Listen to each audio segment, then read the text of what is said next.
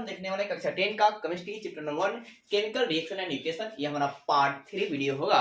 अगर आप पार्ट 1 और पार्ट 2 नहीं देखें तो प्लेलिस्ट में जाइए और देख लीजिए। फिर देर नहीं करते हुए आपने टॉपिक बताऊं। आज का हमारा टॉपिक है दैनिक जीवन में उपचयन अभिक्रिया के प्रभाव। क्या है? दैनिक जीवन उपचयन अभिक्रिया के प्रभाव, यानी इंग्लिश क्या होगा? Effect of oxidation reaction in daily life. तो इफेक्ट मतलब आपका प्रभाव हो गया, अब मतलब क्या हो गया? ऑक्सीडेशन रिएक्शन मतलब हो गया उपचयन अभिक्रिया या ऑक्सीकरण अभिक्रिया, और इन मतलब में हो गया, और डेली लाइफ मतलब दैनिक जीवन। तो दोस्तों भाई क्या पहला पॉइंट है हमारा संक्षारण, यानी कि इंग्लिश में इसको बोलते हैं कोरोजन। तो भाई साहब संक्षारण किसे कहा जाएगा? आप ये देखो, तो है क्या लोहे में जंग जब लग जाती है, लोहे में जंग लगने की प्रक्रिया को संक्षारण कहते हैं। लोहे में जंग लगने की प्रक्रिया कब होते हैं? संक्षारण कहते हैं। तो जैसे देखो है क्या कि जैसे आप उदाहरण समझो, आप एक लाइन बजा रहे हो, संक्षारण किससे कहा जाए? लोहा में जंग लग जाएगा उसे संक्षारण कहेंगे। लोहा में जंग लगना संक्षारण कहलाएगा। यानी कि आप बोल सकते हो the process of rusting of iron is called, क्या होगा दोस्तों? कोरोजन। यानी संक्षारण किसे कहेंगे? द प्रोसेस ऑफ रस्टिंग मतलब दोस्तों जंग लगना, ठीक है? रस्टिंग का होगा जंग लगना। The process of rusting of iron is called corrosion. तो है क्या दोस्तों कि लोहे में जंग लगने की प्रक्रिया को संक्षारण कहते हैं। तो है देखिए, अब है क्या, जैसे ये आयरन है, आयरन क्या होता है? चमकीला होता है। क्या होता है? चमकीला होता है, माना तलवार उलवार है, ठीक है। लेकिन जब आप उसे कुछ दिन ऐसे ही छोड़ देंगे तो आप देखिएगा उस पर लालिमा युक्त भूरे रंग की परत चढ़ जाती है। क्या होती है? लालिमा युक्त भूरे रंग की परत क्या होती है? चढ़ जाती है, ठीक है। तो आपसे ये भी पूछ लिया था कि लालिमा युक्त भूरे रंग की परत चढ़ जाती है, एक परत जो है किसका होता है? तो आप ये याद रखना, ये जो होता है दोस्तों हेमेटाइट का। किसका होता है? हेमेटाइट का होता है। Fe2O3 ये किसका होता है? हेमेटाइट का होता है। जो परत चढ़ती है वो किसकी होती है? हेमेटाइट की होती है। इसके अलावा आप ये भी याद रखेंगे दोस्तों कि मतलब ये लालिमा युक्त भूरे रंग की परत चढ़ जाती है, इसको इंग्लिश में क्या होते हैं? तो रेडिश ब्राउन लेयर गेट्स अन, यानी कि इस पर क्या होती है? आयरन पर क्या होता है कि आयरन पर देखो भाई क्या है, आयरन पर क्या होता है कि मतलब रेडिश ब्राउन लेयर मतलब लालिमा युक्त भूरे रंग की जो है लेयर क्या होती है, मतलब परत क्या होती है? चढ़ जाती है, गेट्स अन। अब देखो है क्या कि मतलब जब लोहा में जंग लग जाएगा, जब क्या होगा मेरे साथ ही कि लोहा में यानी कि आयरन में, एक मतलब आयरन, इसमें क्या होगा? जंग लग जाएगा। क्या लग जाएगा? जंग। तो इसको संचालन करें। अब जब जंग लग जाएगा तो इस आयरन का जो वजन होगा यानी कि जो वेट होगा वो क्या होगा? बढ़ जाता है। वे क्या होता है? वेट क्या होगी? इंक्रीज हो जाएगी। वेट क्या होगी? इंक्रीज हो जाएगी, मतलब बढ़ जाएगी दोस्तों। लेकिन ये जो आयरन होगा वो वीक हो जाएगा, वो क्या हो जाएगा? कमजोर हो जाएगा। आयरन क्या हो जाएगा? कमजोर। अब बोलो भाई वजन बढ़ कैसे गया? तो देखो मेरे साथ, जैसे मान लो कि एक ईंट हो लिए हो और इस ईंट को पानी में जब आप डुबाओगे तो उसका वजन थोड़ा सा पहले से क्या होगा? ज्यादा हो जाएगा। उसी प्रकार एक रुआ लिया, रुआ एकदम हवला है, लेकिन जब पानी में डुबाओगे तो उसकी वजन क्या होगी? बढ़ जाएगी। अब लोहा में जंग जो है लगेगा वो दो कारणों से लगता है। लोहे में जंग जो है किसकी वजह से लगता है? तो आप याद रखना, जल वाष्प और वायु के कारण। मतलब है क्या, आप बोल सकते हो जल और वायु के कारण। आप एक लाइन में बोल सकते हो कि जल और वायु मतलब वाटर और एयर दोनों की उपस्थिति होती है तो लोहा में क्या होता है? जंग लगता है। तो लोहा में जब है क्या कि जल जाए, आयरन में जब जल जाता है दोस्तों और एयर भी जाती है, तो ऐसे कंडीशन में क्या होता है कि आयरन में क्या होता है? जंग लगते हैं। क्या लगते हैं? जंग लगते हैं, रस्टिंग होता है दोस्तों, ठीक है। तो जब ये लोहा पहले था, अब इसमें क्या पानी भी चला गया, वायु भी चल गया, एक्स्ट्रा पदार्थ और चली गई, तो इसलिए वजन क्या हुआ? बढ़ गया। लेकिन ये जो लोहा था भाई साहब, जब इसमें आयरन, जब इसमें वाटर गया, एयर गया, तो वैसे परिस्थिति में ये क्या हुआ? एकदम रोटी जैसा फूल गया। अब रोटी जब फूल गया बस ये क्या हो गया? कमजोर हो गया। आपने देखा जब जंग लग जाता है तो क्या होती है? बहुत ही क्या होती है? कमजोर हो जाती है। अब इस चीज से बचने के लिए उपाय क्या है? अब रस्टिंग को रोकने का उपाय क्या है भाई साहब? तो क्या है कि मतलब सबसे पहली उपाय बात करूं मैं आपको, तो इस पर आपका है क्या? पेंट कर कर, आप देखे होंगे पेंट करके, ठीक है ना। मतलब आपका है क्या? पेंट कर कर मतलब पेंट मार देते हैं तो लोहा में जल्दी क्या होता है? जंग नहीं लगती है, पहली बात। दूसरी बात आप ये रख सकते हैं कि लोहा पर जस्ता का लेप लगाकर, तो जस्ता का जब लेप लगाया जाएगा, जिंक का जब लेप लगाया जाएगा लोहा पर, आयरन पर जब जिंक का लेप लगाया जाएगा तो उसे कहेंगे जस्तीकरण। क्या करेंगे? जस्तीकरण कर कर। जस्तीकरण करके, जस्तीकरण करके, जस्तीकरण को दोस्तों इंग्लिश में गैल्वेनाइजेशन कहते हैं। क्या बोलते हैं? गैल्वेनाइजेशन कहा जाता है, जस्तीकरण। इसके अलावा यानी कि लोहे पर जस्तीकरण किसे कहें? लोहे पर जस्ता की लेप लगाने की जो प्रक्रिया होती है उसे जस्तीकरण कहते हैं, मतलब जस्ता का लेप जो है हम लोग लगाएंगे। तीसरी पॉइंट आप क्या याद रखेंगे? एनोडीकरण के द्वारा, एनोडीकरण।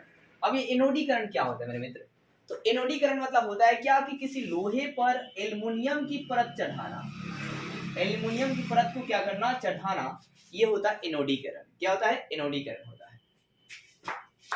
इस देखिए जब है क्या कि भोजन के स्वाद में बदलाव आ जाता है। जैसे आप एक पहले कहानी सुनिए, आपने देखा होगा कि सुबह टाइम भोजन क्या मॉर्निंग टाइम में भोजन बनती है हमारे पास, ठीक है, और है क्या वो भोजन शाम तक, कभी गर्मी के दिनों में क्या होता है कि वो भोजन खराब हो जाता है, कभी कभी उसे गंध आने लगते हैं, उसे बदबू आती है, हमारे टेस्ट में उसे अच्छा नहीं लगता। तो इसी चीज को कहा जाता है विकृत गंधिता। क्या बोलते हैं? विकृत गंधिता कहा जाता है, ठीक है। यानी कि भोजन से जब बेकार टाइप की गंध आती है तो उसे विकृत गंधिता कहते हैं। अब बेकार टाइप की गंध कैसे आता है ये जानते? जब आप भोजन क्या करते हैं कि लंबे समय तक इन्हें रख देते हैं, तब वो भोजन क्या होता है? वायु से ऑक्सीकृत हो जाता है। वायु से क्या होता है? ऑक्सीकृत हो जाता है, जिससे वो भोजन क्या होता है? कुछ देर के बाद वो गंध देना चालू कर देता है। अब इसे बचाने का उपाय क्या है कि जल्दी भोजन ना खराब जल्दी ना हो, तो आप उसे फ्रिज में रखेंगे तो जल्दी का वो खराब नहीं होगा। दूसरी बात, जैसे आपने देखा होगा कि जो भी मतलब चिप्स या कुरकुरे होते हैं वो जल्दी खराब नहीं होते। क्यों नहीं खराब होते? क्योंकि उनमें क्या होता है? कम सक्रिय वाला नाइट्रोजन गैस भरी जाती है। कौन सी गैस भरी जाती है? नाइट्रोजन गैस भरी जाती है। ऑक्सीजन के जगह पर नाइट्रोजन गैस जो है भर जाती है, जिससे क्या होता है कि वो आपका चिप्स या कुरकुरा वायु से ऑक्सीकृत नहीं होता है। तो आप क्या याद रखेंगे दोस्तों कि भोजन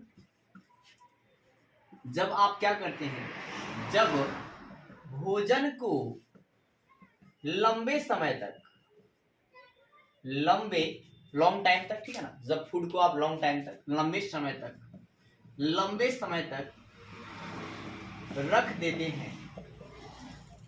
हैं तो वह जो भोजन है क्या होता है?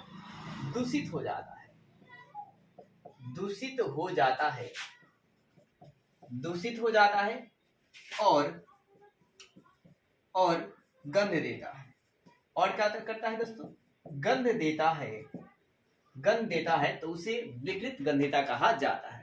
तो जब है क्या कि भोजन को आप लॉन्ग टाइम तक क्या करेंगे? ऐसे रख देंगे, वो भोजन क्या होगा? दूषित हो जाएगा दोस्तों, टेस्ट में इसके चेंज आ जाएगी, स्मेल देने लगेगा, तो उसी को, और क्या स्मेल देता है तो उसी को हम लोग विकृत गंधिता कहते हैं। अब इसे बचाने का उपाय क्या है?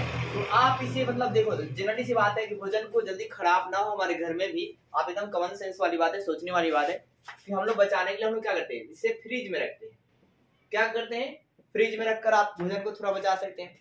इसके अलावा मैंने आपको बताया कि जैसे कि मतलब जो चिप्स या कुरकुरे होते हैं उन्हें बचाने के लिए क्या कहता है कि ऑक्सीजन को उसमें से निकाल कर, उसमें मतलब पॉकेट से ऑक्सीजन को क्या है? निकाल कर, मतलब है कि ऑक्सीजन को निकाल मतलब निर्वात करके उसमें कौन सी गैस भरी जाती है? पेपर में ये पूछ लेते हैं। तो चिप्स या कुरकुरे में आप याद रखेंगे, चिप्स या कुरकुरे को जल्दी खराब ना हो, वो ऑक्सीजन से ऑक्सीकृत ना हो, इसके लिए नाइट्रोजन गैस जो है भरी जाती है।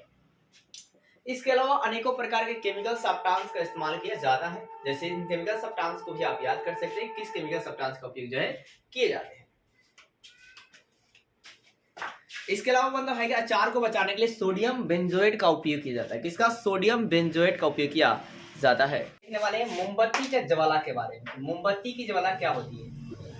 देखिए, मोमबत्ती की ज्वाला जो है कुल 3 भागों में संपन्न होती है। मोमबत्ती की जो ज्वाला होती है, ज्वाला होता है, ये 3 भागों में संपन्न होता है। पहला जो है आपका सेंट्रल जोन होता है, दूसरा जो है लिमिनियस जोन होता है, और तीसरा होता है नॉन लिमिनियस जोन होता है। देखिए, लिमिनियस जोन में क्या होता है, आपसे पूछ लेगा लिमिनियस जोन में यानी कि केंद्रीय मंडल में रंग कैसा होता है? तो नीला होता है। कैसा होता है? नीला होता है। अब नीला क्यों होता है? क्योंकि यहाँ पर जो है ऑक्सीजन आपको है क्या? नहीं मिल पाती। अब ऑक्सीजन नहीं मिल पाती है तो यहाँ उतना अच्छा से नहीं जल पाता है। दूसरा जो है लिमिनियस जोन, यानी कि आपका है क्या? प्रकाशमान मंडल। मतलब लिमिनियस का मतलब है प्रकाश, तो है क्या? प्रकाशमान मंडल। ये क्या है? प्रकाशमान मंडल। तो यहाँ पर क्या होता है कि यहाँ पर रंग इसका कैसा होता है? पीला होता है। कैसा होता है? पीला। और इसमें ऑक्सीजन क्या होता है? कम मिलती है, तो यह तापमान भी क्या होता है दोस्तों, कम होता है। तापमान भी क्या होता है, कम होता है। ये बात याद रखिए। अब पूछ लिया जाएगा कि ल्यूमिनियस जोन में मोमबत्ती की ज्वाला का रंग कैसा होगा, तो पीला होगा। फिर सेंट्रल जोन में यानी केंद्रीय मंडल में मोमबत्ती की ज्वाला का रंग कैसा होता है, तो नीला होता है। फिर यहाँ आपसे भी पूछ लिया जाएगा क्या केंद्रीय मंडल में ऑक्सीजन संपर्क में आता है, जी नहीं आता है। और ल्यूमिनियस जोन में क्या होता है, ऑक्सीजन आता है संपर्क में लेकिन कम मात्रा में आता है, इसलिए तापमान भी क्या होता है, कम होता है। अब नॉन ल्यूमिनियस जोन में क्या होता है, यानी कि अप्रकाशमान मंडल में क्या होगा कि यहाँ पर देखिए आपका है क्या कि ऑक्सीजन पूर्ण रूप से यहाँ पर मिलता है, और जब ऑक्सीजन पूर्ण रूप से मिलता है तो ज्वाला भी पूर्ण रूप से निकलती है, और यहाँ तापमान क्या होता है, बहुत ही ज्यादा होता है। और ऐसे स्थिति में जो आपका मोमबत्ती ज्वाला का रंग है वो बिना रंगीन होता है। एक पॉइंट और आप याद रखेंगे, एलपीजी। तो एलपीजी का फुल फॉर्म क्या होता है, लिक्विफाइड पेट्रोलियम गैस, जिसको हिंदी में कहते हैं द्रवभूत पेट्रोलियम गैस कहा जाता है। और इसका सवाल पूछ लिया था इसका मुख्य घटक क्या है, तो मुख्य घटक आप याद रखेंगे, मुख्य घटक क्या है, तो आप याद रखेंगे ब्यूटेन होता है। क्या होता है, ब्यूटेन। और कभी कभी ब्यूटेन के साथ साथ आपको और क्या मिलेंगे, तो प्रोपेन। ब्यूटेन और प्रोपेन होते हैं। इसके अलावा एलपीजी से जब रिसाव होता है, यानी कि जब महकता है, ताकि मतलब गैस का रिसाव होता है, लीकेज होती है, तो इस रिसाव में ऐसा क्या चीज रहता है जो स्मेल देता है, तो आप याद रखेंगे एथिल मरकेप्टन होता है। एथिल मरकेप्टन। अब ये एथिल मरकेप्टन का फॉर्मूला क्या होता है, तो अगर C2H5 बॉन्ड एसिड। तो कभी कभी आपके अफसर में कॉम्पिटिटिव एग्जामों में ये दे देगा कि मतलब एलपीजी में जब गंध निकलती है या रिसाव होता है तो कौन सा होता है, तो वो होता है सल्फर का यौगिक। देखिए एस मतलब क्या हो गया, सल्फर का यौगिक या गंधक का यौगिक आपको ऑप्शन में मिलेंगे। और वो ऑप्शन में नहीं रहेगा तो क्या रहेगा, एथिल मरकेप्टन। क्या रहेगा, एथिल मरकेप्टन। कई